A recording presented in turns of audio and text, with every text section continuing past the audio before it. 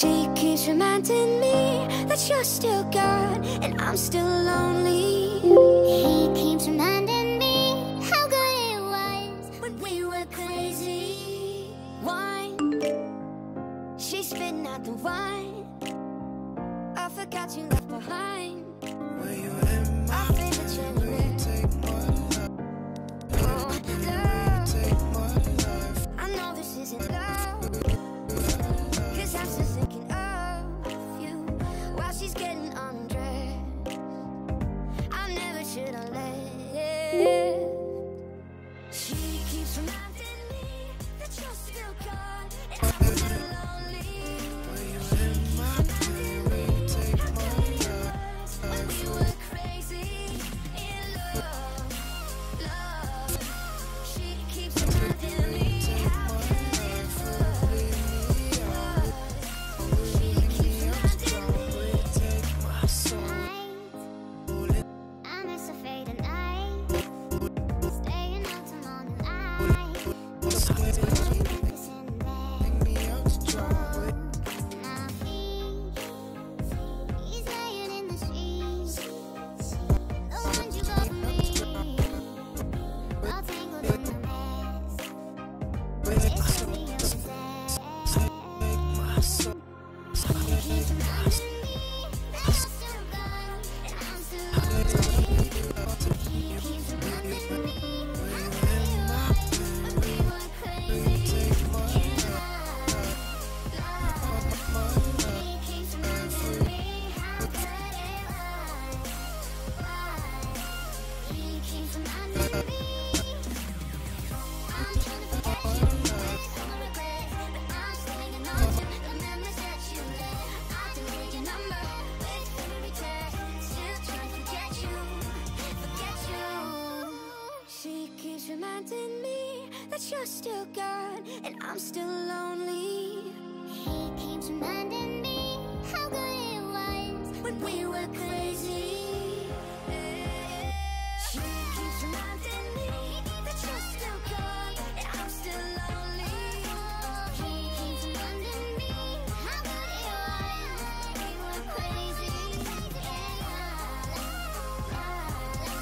He keeps reminding me how good it was.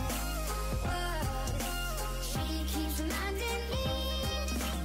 Wine, she's spitting out the wine. I forgot you left behind. I'm falling for you. I'm trying to breathe. I'm sinking underwater. I try to escape. I think I'm drowning. This feeling gets stronger, and I'm not quite ready to break. I'm trying to breathe. I'm sinking underwater. I try to escape. I think I'm drowning. This feeling gets stronger, and I'm not quite ready to break.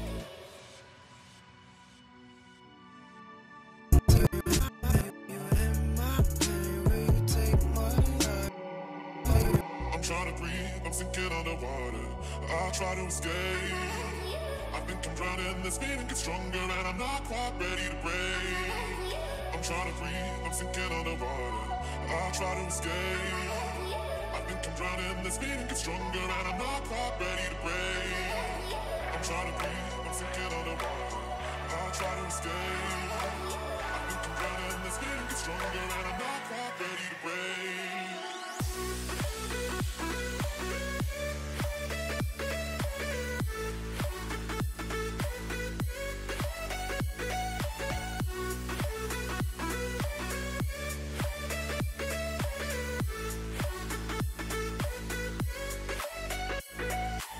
I'm trying to breathe. I'm sinking underwater. I try to escape. I think I'm drowning. This feeling gets stronger, and I'm not quite ready to break. I'm trying to breathe. I'm sinking underwater. I try to escape. I think I'm drowning. This feeling gets stronger, and I'm not quite ready to break.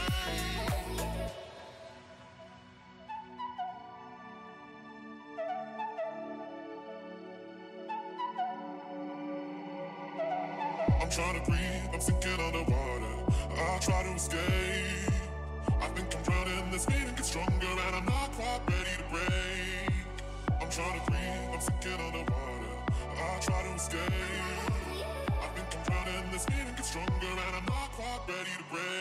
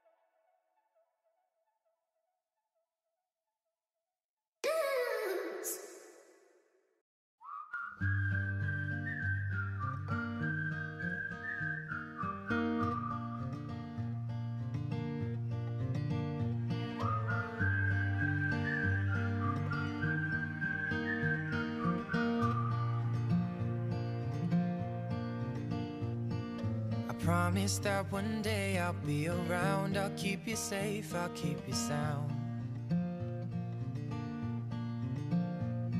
Right now it's pretty crazy, and I don't know how to stop but slow it down. Hey, I know there are some things we need to talk about, and I can't stay. Just let me hold you for a little longer now. Take a piece of my heart and make it all your own, so when we are apart, we'll never be alone. We'll never be alone.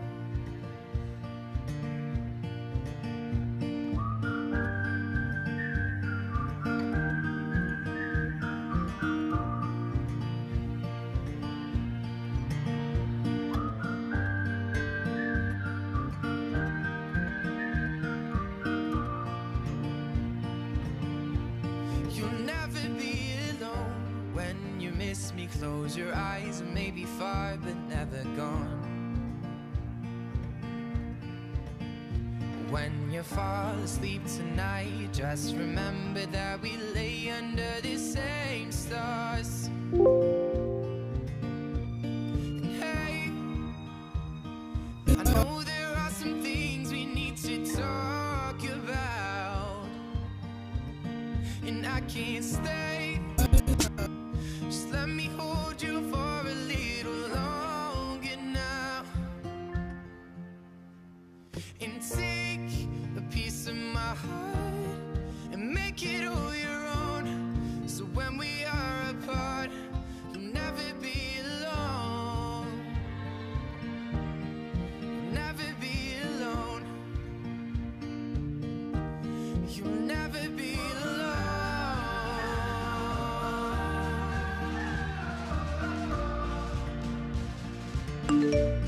You'll never be alone.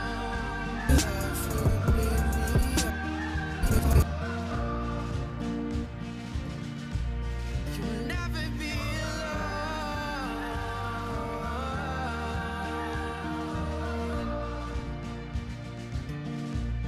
You'll never be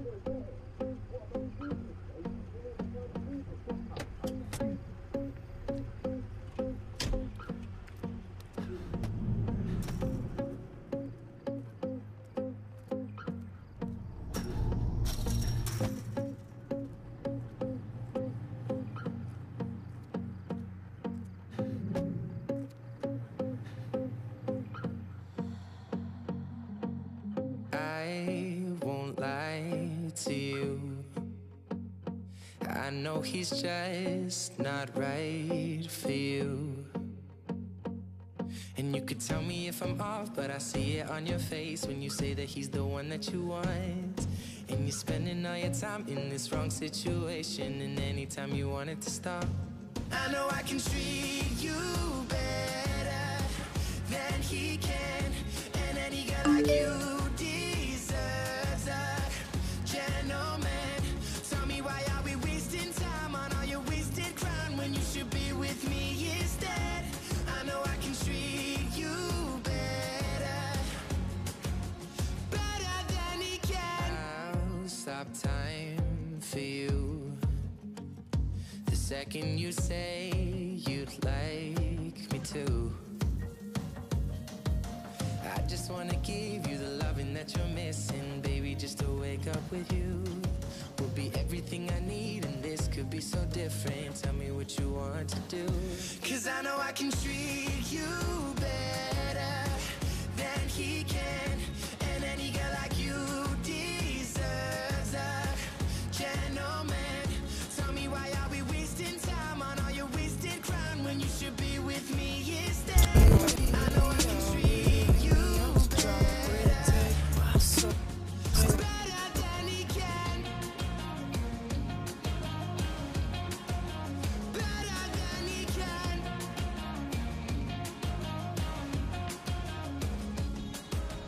Give me a sign, take my hand, we'll be fine. Promise I won't let you down. Just know that you don't have to do this alone. Promise I'll never let you down.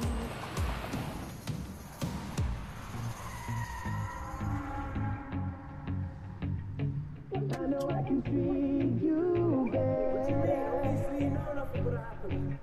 I know I can treat you better. I know I can treat you better. Promise I'll never let you down. 'Cause I know I can treat you better than than he can. And any girl like you deserves a gentleman. Tell me, why are we wasting time on all your wasted grind when you should be with me instead? I know I can treat you better, better than he can. Oh, better than he can. Better than he can. Better than he can. Better than he can.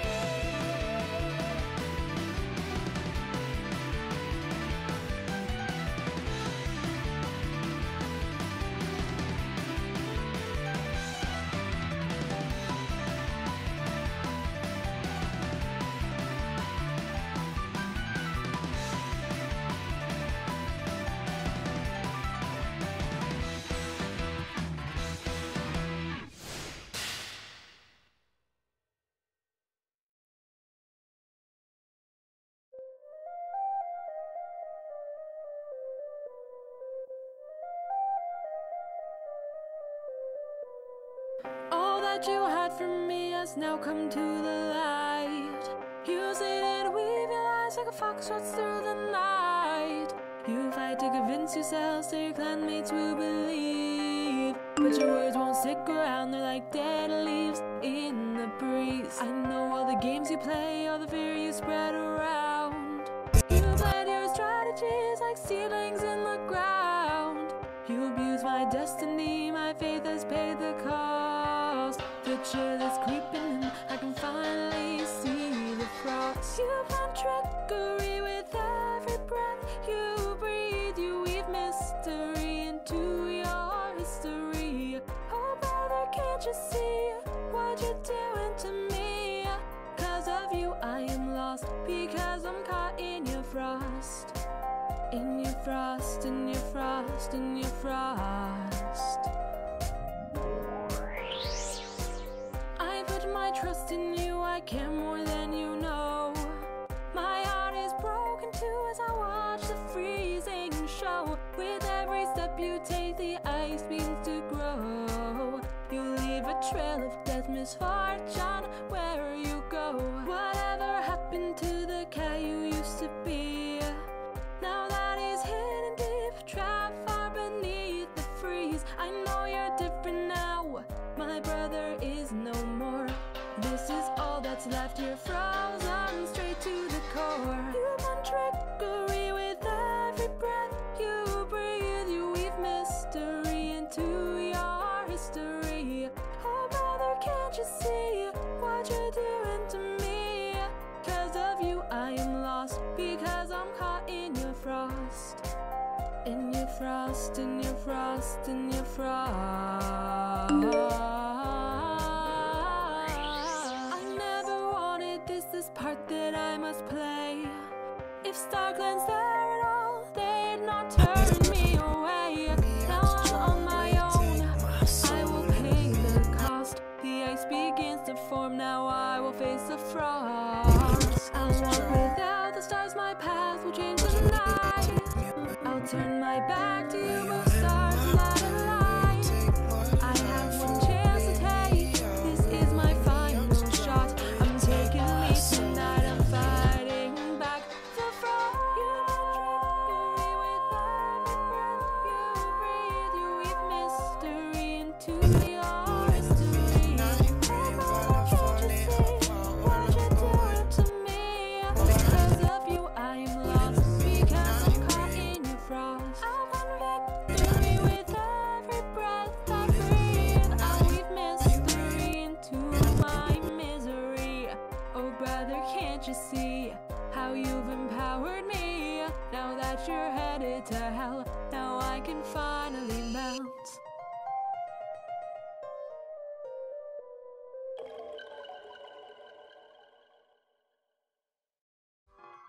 And speaking of them, you got them wrapped around your paws, but you never pause your pause on top of flaws you've caused with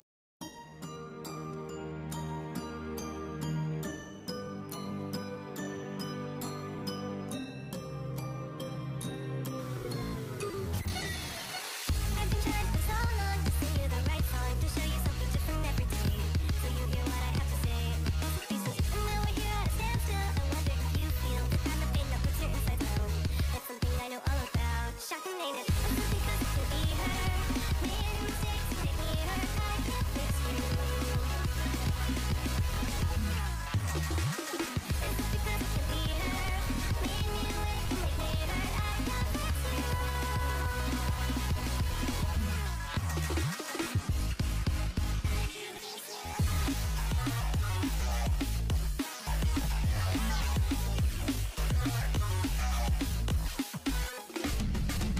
I can feel it breaking, mistakes I've been making. I'm running out of patience with you.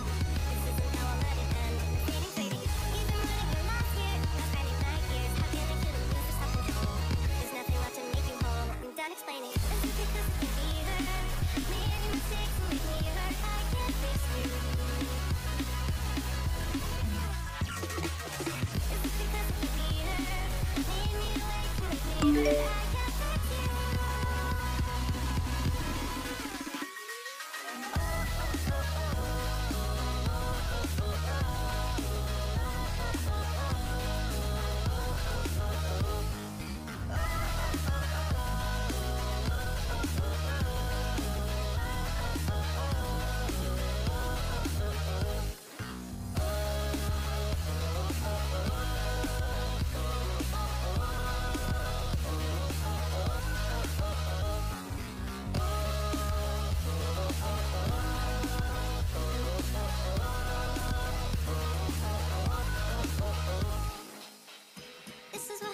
feels when you leave it to somebody else.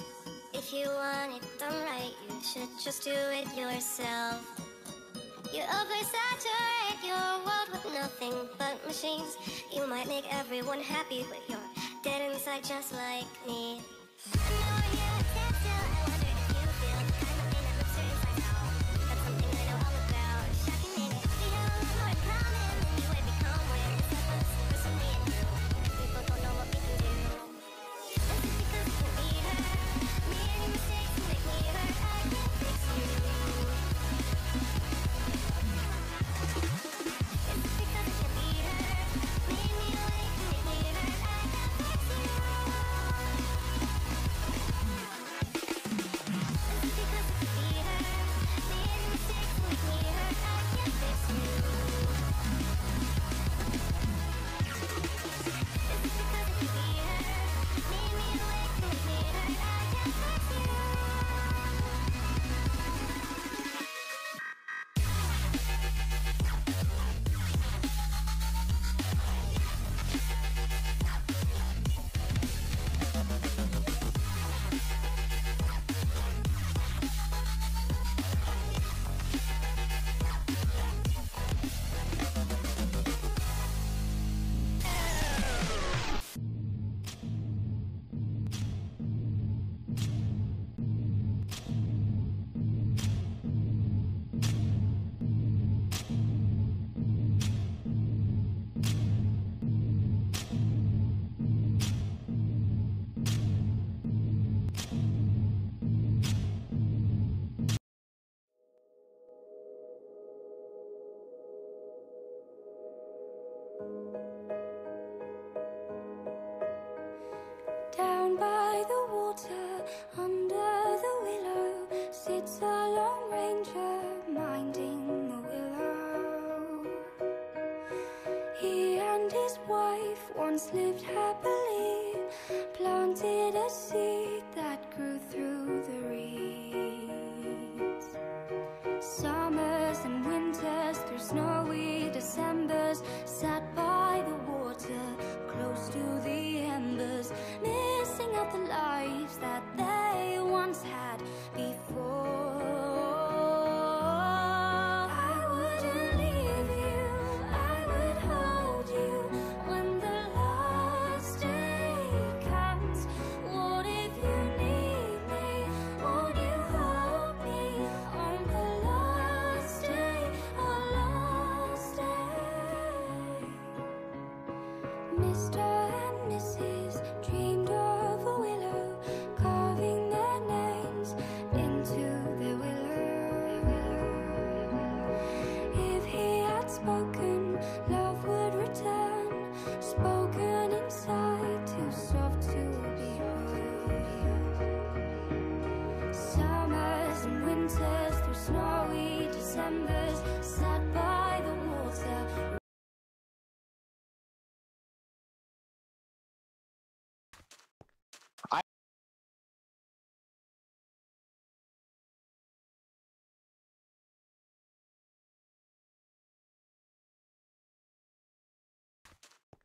I had a 30% chance. Get over here!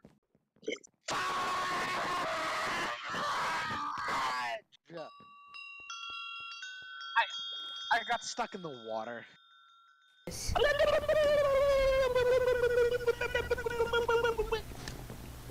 I'm not even gonna ask because I know that 16% of being. Oh, damn it. Lucky I'm in this. Darth Mart Craft says, WTF. What the flip? Oh, hello there, murderer. I always feel like I'm gonna fail these small ass jumps and gonna fall to my death. Hee hee hee. No, I have a 1% chance of all. I have 8% and 13%. Deal with it, noob. Write it in chat, damn it, it's Wilm88! I'm dead.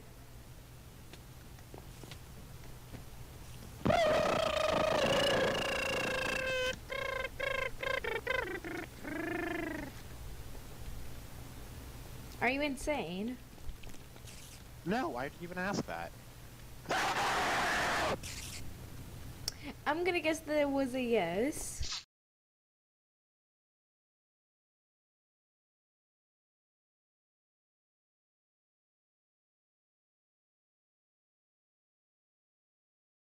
Remembering embers, missing out the lives that they once had before.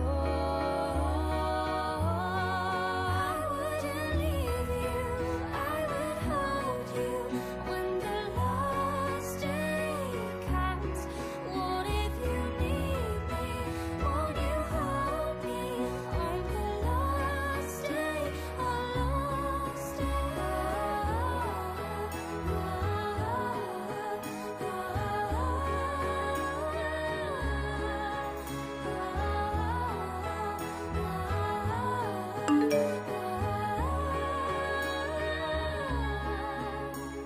Somewhere the timing will all come together.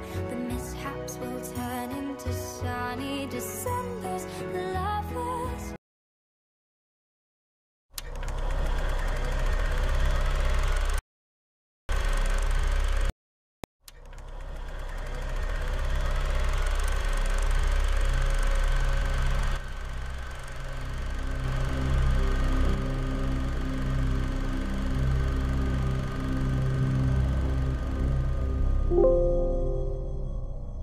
It was April of 2015.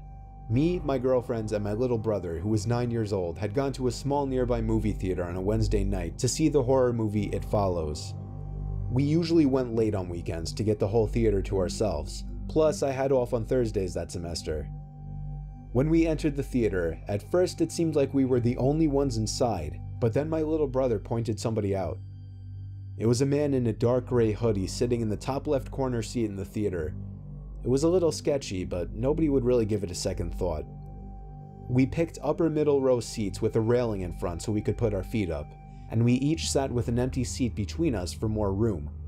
I know, that sounds weird to do with my girlfriend with me, but having my brother there made it a different story. I was sitting the closest to the edge, and therefore the closest to the one other guy in the room besides us. Within 5 minutes, the previews were over and the movie was starting.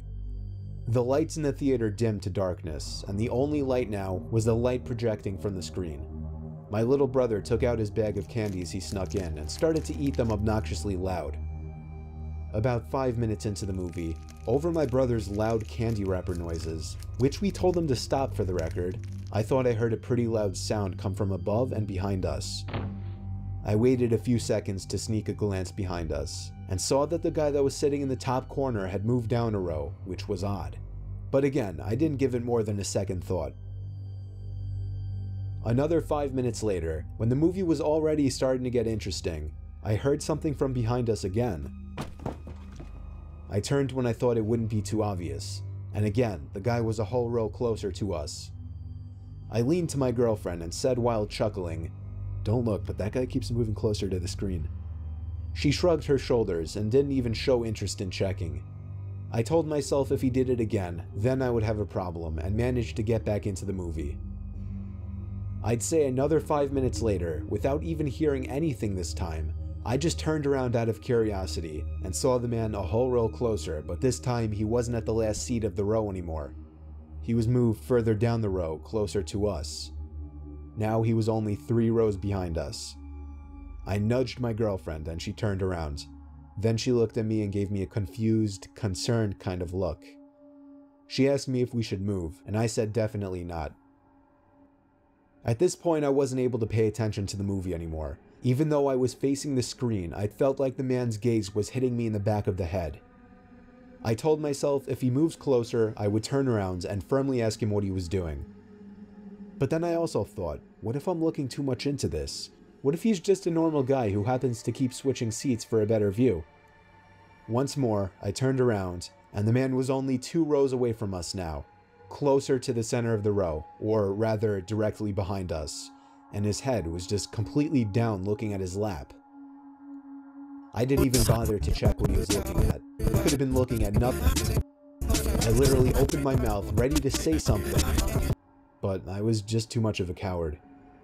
I was only 16 last year and pretty skinny. My little brother got up during a slow part of the movie to go to the bathroom.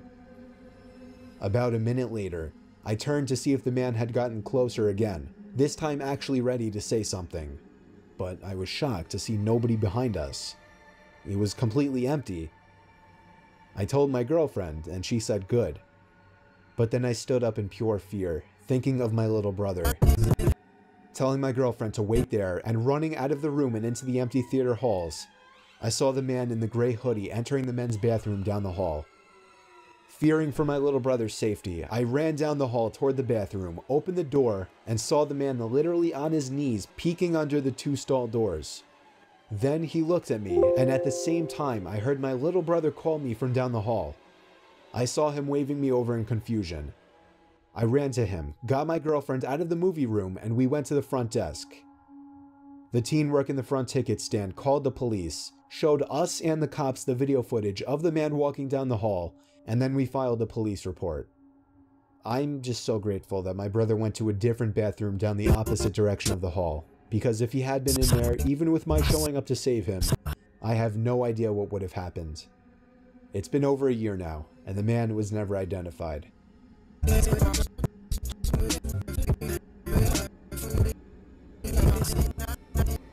Back in 2008, Cloverfield was one of the biggest movies of the year, and I desperately wanted to see it. Most of my friends had already gone to see it, which upset me, given that I didn't want to be seen going to the movie theater alone. However, I didn't have work or school on Thursdays, so on Wednesday night, I figured I could get away with going alone to one of the small theaters nearby with a screening of the film at 9:30, since I knew it would be quiet. Well, I showed up, bought a ticket, and immediately realized the entire building was dead. I entered the theater, and much to my surprise, there was not a single person in there. There were 2 large sections of seats in the theater. I sat in the bottom row of the upper section, which was seated just behind a tiny wall. During the quiet parts of the movie, which were very few, I kept thinking that I was hearing something coming from behind me. It was almost like I was hearing a voice. Is someone there? Nothing. I felt like the sounds were just getting louder and closer, but I kept turning around and didn't see anyone. I felt like I was losing my mind. Eventually, the sounds became so loud that it was evident it was a crazed whispering. I was about to nope the fuck out of there, but when I got up and took one last look behind me, a figure popped up quickly from behind the seats just 2 rows up from me, arms flat to their sides and just facing me like a stiff statue. I ran like there was no tomorrow back to the lobby, where I saw nobody, not a single employee. I kept running to the car, took a few seconds to catch my breath once inside, and drove back home. I tried calling the theater that same night. I never got anyone to answer. I didn't bother the next day, and I just tried to let it go. It still freaks me out beyond imagination to this day.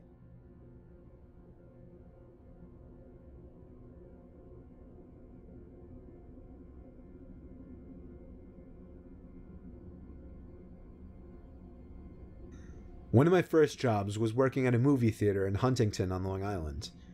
It was an okay gig for a 16-year-old. Dealing with the general public in mass, you'll always run into creeps. However, there was one creep and one really weird situation that I still have nightmares about. It was a Monday, like 11 o'clock at night, and the last 2 playing movies were finishing up, which was earlier than usual. On weeknights, I would usually be out of there by midnight during the summer. Anyway, I was the only one working besides Kathy, the lady behind the popcorn counter who was closing up. I was sitting on the carpeted steps next to my ticket podium on my phone when Kathy yelled over to me to sweep the floors. She told me she was heading out and would be back within the hour to close up. I hurried up with the sweeping and sat back down to get back to playing a Tetris-like game on my flip phone. I was left alone a lot like this, and this was the one time during my shifts that I feared something such as a late-night robbery might easily take place. Suddenly, I heard the front door to the theater pull open with force. I stared down at the doorway to the lobby, which blocked the actual entrance section, waiting for someone to walk through, and hoping it would be Kathy. After all, she would have locked the doors anyway at this hour. I called out Kathy's name, and suddenly, an upper middle-aged man with a big brown faded jacket came wandering in, immediately locking his eyes onto mine. I told him we were closing up and he had to leave.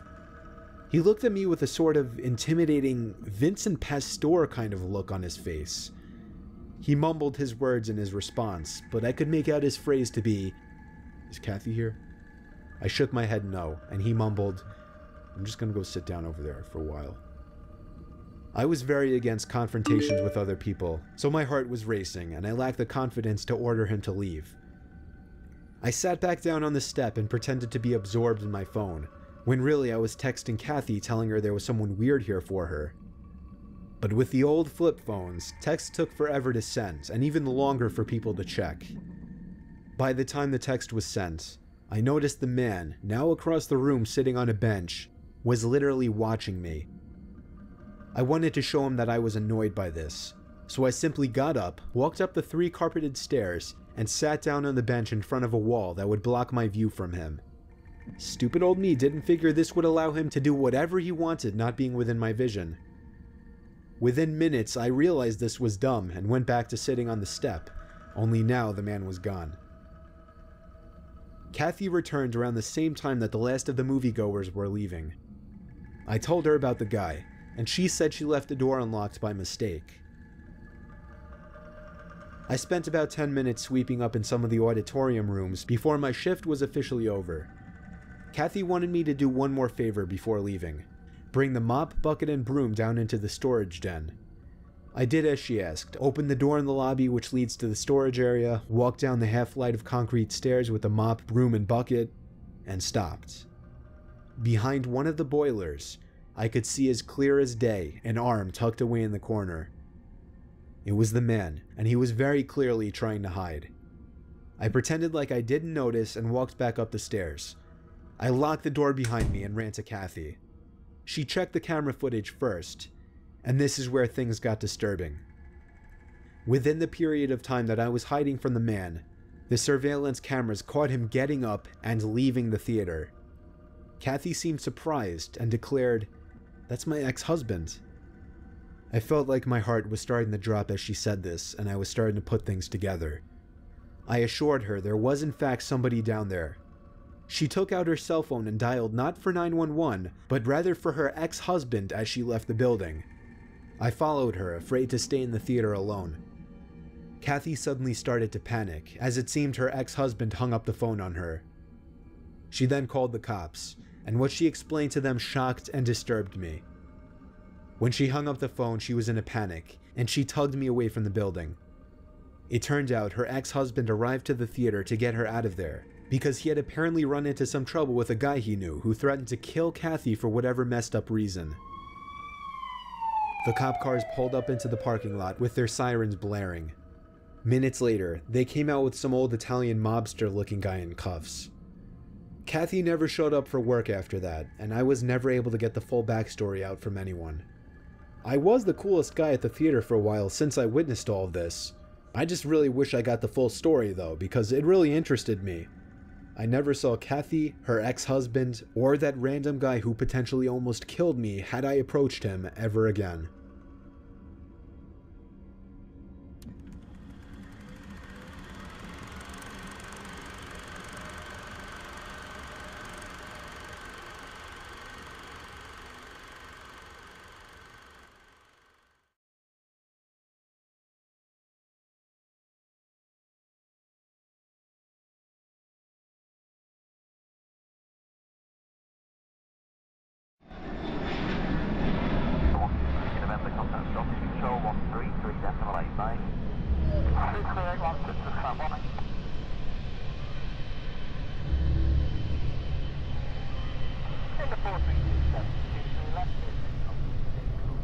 The summer of 2007, when I was 10 years old, the family and I had a trip to Disneyland planned.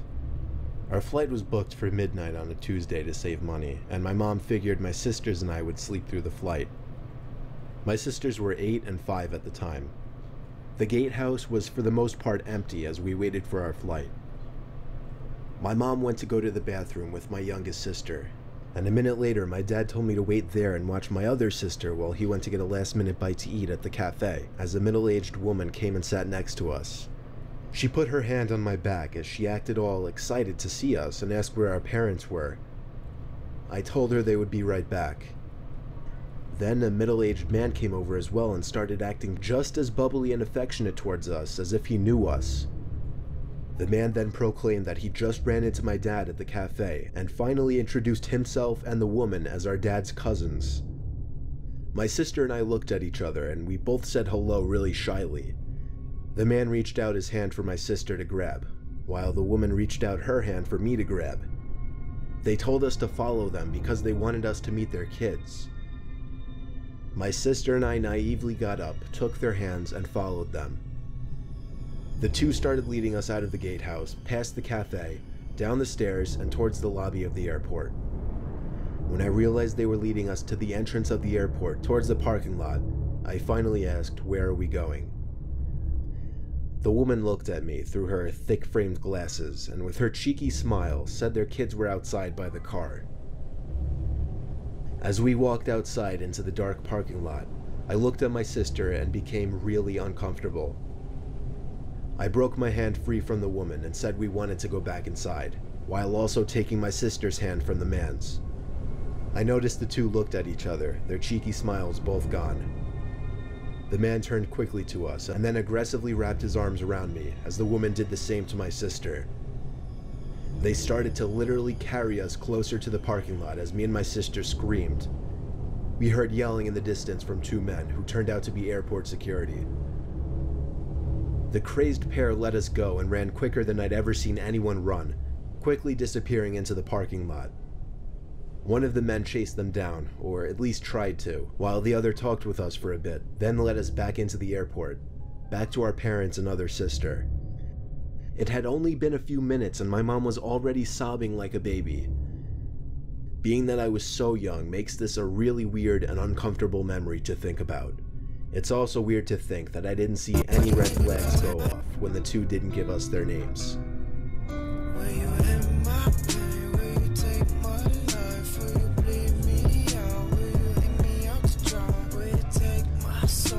It was minutes before boarding my flight to North Carolina for a job interview the next day.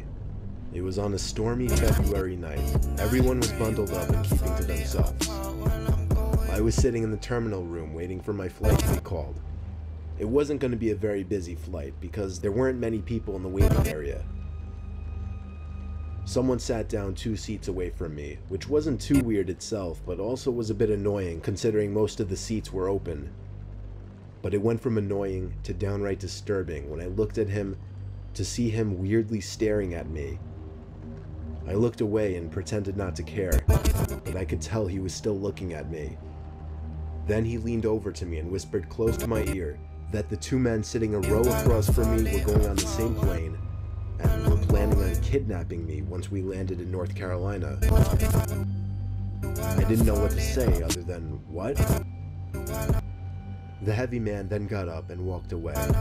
At the same time my flight was called, and I nervously boarded the plane while paying attention to the two men. They sat down ahead of me, and as I walked past them approaching my seat, they both stared me down. At that moment, I started to wonder if that man's warning were true. A few hours later, we arrived to NC, and on my way out of the plane and leaving the airport, I cautiously looked around trying to spot the two men. When I was finally outside in the dark, cold parking lot, I spotted them. The two men were peering their heads at me from around a red minivan, and I guess when they saw me looking in their direction, they hid behind the van. I walked back inside of the airport, waited half an hour, called for a taxi, waited for it to pull up front, and rode to my hotel. So many questions. I don't know who that man was who warned me. I don't know how he knew of those other two men, and I have no idea what they were planning on doing to me, if they were actually looking to kidnap me.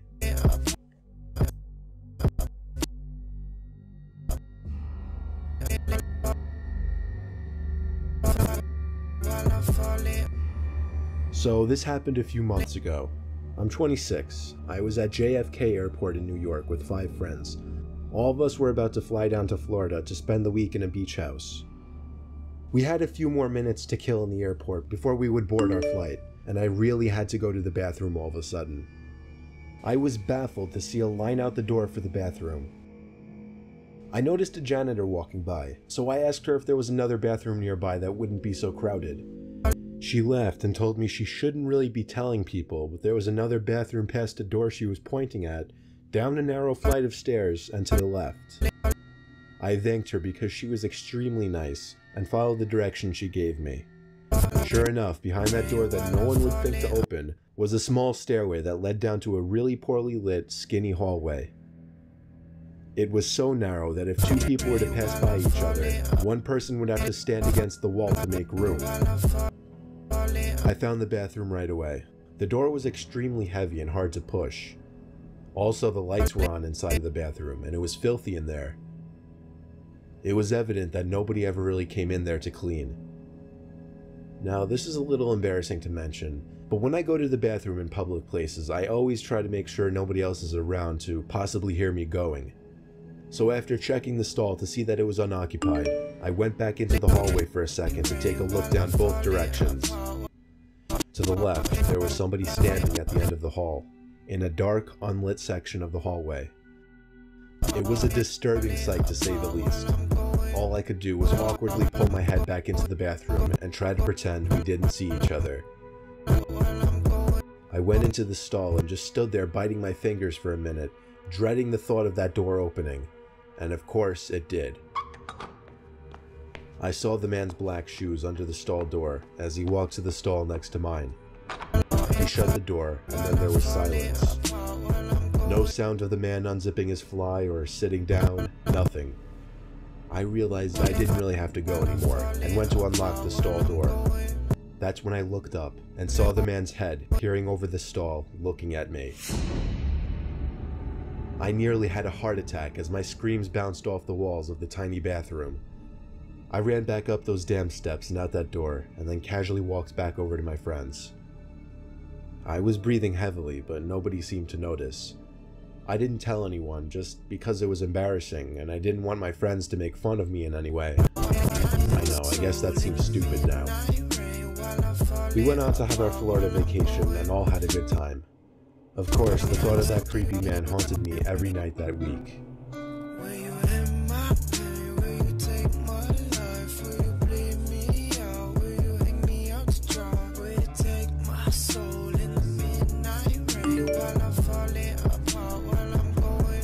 My wife recently took a trip to California with a few of her girlfriends.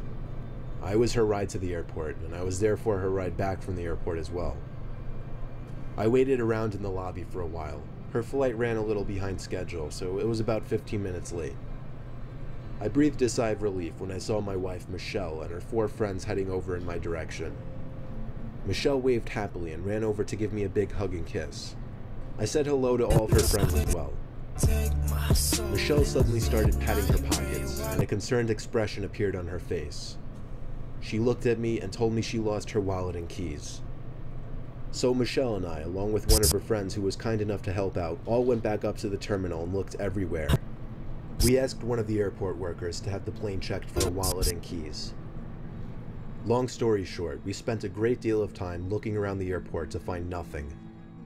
She insisted she had both the wallet and keys after she left the plane, though. Eventually, we had to call it quits and went home. A worker assured us that if the items came up, we would be contacted immediately. Michelle was in a sour mood the whole ride home because of it.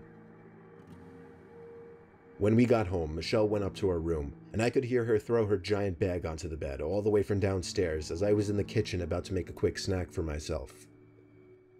That was when the scream of my wife from upstairs hit me cold in the chest. I ran to our room to see her pointing at the bathroom door. I looked at it and then the 2 closet doors across the room. They'd both been opened, and all of our personal belongings had been thrown all over the floor.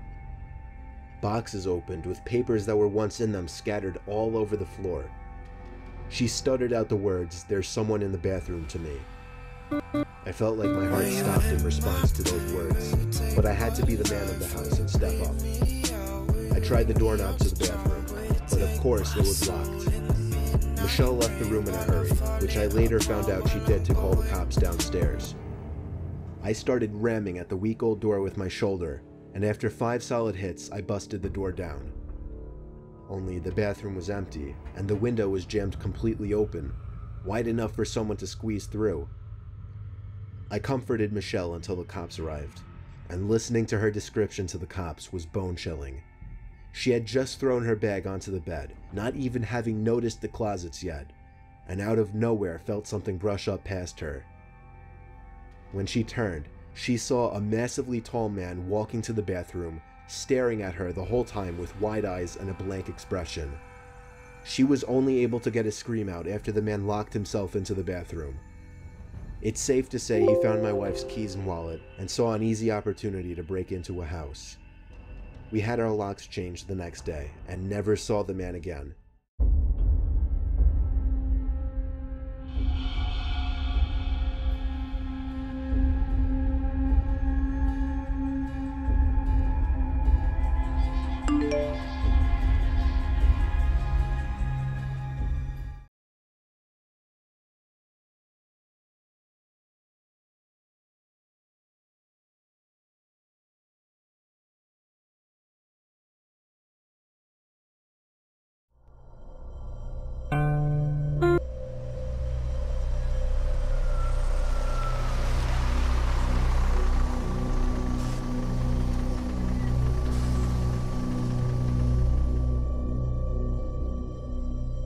I used to be in the Darien School District in Connecticut during my middle and high school days.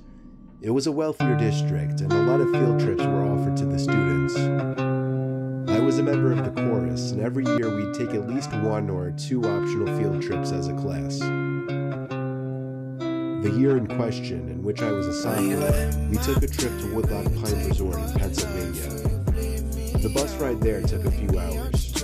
I was with my friend Landon. We were going to be sharing a room. From the moment we got there, we figured it was going to be pretty dead. It was November after all, so it was cold up there. We had 3 days planned for the trip, and there were 4 chaperones. They weren't really following us at all times, we just had to tell them what activities we'd be going to do. The first day was fun. Landon and I, along with 2 girls who we were friends with, did some go-karting, rock climbing, went in the pool, and then we went to eat dinner. After dinner, we went back to our room and just hung out for a while. For the record, not all of us students were able to get rooms next to each other. The room was ground level, and there was a clear sliding door that provided a view of the lake down the hill. We went back out for a while, then came back to the room at about 10 o'clock. We left the blinds to the door open because the moon was giving off a cool reflection on the lake down below. Little did we know that would be the start of a nightmare. If I had to guess, I would say it was a whole hour of us just rolling around in both of our beds trying to get comfortable, occasionally talking, before Landon, whose bed was closer to the door, screamed. I had no idea what was going on, why he could have been screaming or if it was a joke, until I looked at the door. It was a sight from a horror movie. There was a really tall, skinny older woman with long grayish hair standing on the other side of the door, with her hands cupped up against the glass next to her face, as if she were trying to better see into the room. The woman then walked away. Landon looked at me, I guess waiting for me to get up so he would have the confidence to get up as well and run outside after her. When we did, we didn't see her anywhere though. The cement trail that ran past each and every room of the building was void of any people. There was nobody on the surrounding grass, nor anyone walking down the hill. We both saw the woman though, so we knew we weren't seeing things. The next day we didn't tell any of the chaperones, but we told the 2 girls who we were friends with.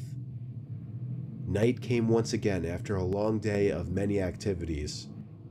We entered the room through the back door and made sure to shut the blinds this time. Landon fell asleep before me. I fell asleep around half an hour after him. I woke up to silence. I couldn't tell if something had woken me up or not. All I knew is that I didn't feel right. I sat up and whispered Landon's name to see if he was awake. He didn't answer, so I turned to the left out of pure instinct and curiosity to look at him. But I couldn't see him. Something was blocking my view of the other bed. I looked up, and towering over my bed was the tall old woman. She took 2 steps back as she said, "Your back door was unlocked," before turning around and walking outside. I was frozen in that bed, except for my shaking. I woke Landon and told him what happened. We locked the back door, shut the blinds once again, and agreed to stay up the rest of the night. It was already 4 in the morning, so we wouldn't be losing much sleep. By 8 o'clock, we went to the dining hall to eat breakfast. When we got back to our room building, ready to tell our chaperones, we could see the old woman through the glass of the neighboring room. She was sitting on the bed, hands folded, sitting up straight, facing the door, facing us. We ran to the front desk in the lobby building to report her to the staff instead of the chaperones. It was weird, none of them really knew what to do in the situation. Eventually, we persuaded them to come to the woman's room with us. There, they found the woman sitting in the same position, along with an older man sitting on the other bed, looking up at them as they entered.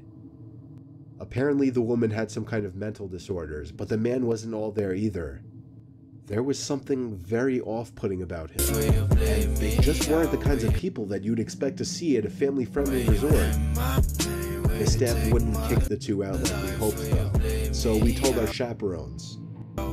Long story short, after a lot of arguing between chaperones and staff, we had to end the trip early and we all went home. Me and Landon were just happy to get out of there.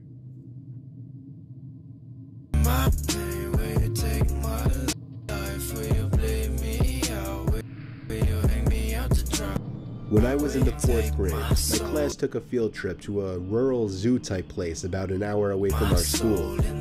I remember vividly it was a cloudy day with the occasional raindrop or 2 falling. The zoo was kind of small, but it was kid-friendly. It had a decent amount of habitats, mostly smaller animals though, nothing exotic. There was also a big building as part of the zoo where taxidermied animals were put on display, along with other interesting attractions that I don't really remember. Admittedly, I was kind of off in my elementary and middle school years. I would do weird antisocial things and my teachers and my mom would pick up on it. For whatever reason, when we were touring the building as a group, I decided to walk into one of the bathrooms without telling any of the teachers. I did my business, washed my hands, and entered back out into the hallway. Nobody was around. I walked down one of the hallways we hadn't crossed yet. I still vividly remember the dim, moody lighting and the scarlet red carpets of the hallways. My 8-year-old imagination was going wild as I witnessed all the stiff, lifeless animals that were once alive behind the glass boxes. I stopped in my tracks when I saw some man, obviously hiding behind a stack of chairs. I think I laughed, thinking the man was joking around. He came around from the chairs and walked over to me, asking where the group went. I said, "I don't know." He grabbed my hand and told me to follow him. I must have thought he was taking me back to the group. He led me to an exit door which led to the back section of the building by a couple of dumpsters, a few benches, and the woods. When we got outside, his tugging became a lot more aggressive, and his grip became tighter around my arm. He was pulling me into the woods. I didn't scream or cry for help, but I remember the feeling I felt in my stomach, like I was so afraid that I could throw up. And then a woman screamed at the top of her lungs. It was one of the teachers on the other side of the fence. The man let go of me and ran into the woods. Moments later, a few of the teachers ran outside the exit door to this side of the fence and pulled me back inside. The teachers all yelled at me, but at the same time comforted and smothered me. They called my parents, and the field trip was officially over. The owners of the attraction called the cops. We all got back on the buses, and we all went home. As my bus was leaving the parking lot, however, my observant 8-year-old self spotted the man crouching down in the woods near the road, hiding behind a branch, watching the buses pass. Once again, for whatever bizarre reason, I kept quiet. I was probably too shy at the time, or just too shaken up to say anything. All the other kids looked at me weird the rest of the ride home. I didn't care. but I hope that man never found success in snatching an unsuspecting young child like myself at the time.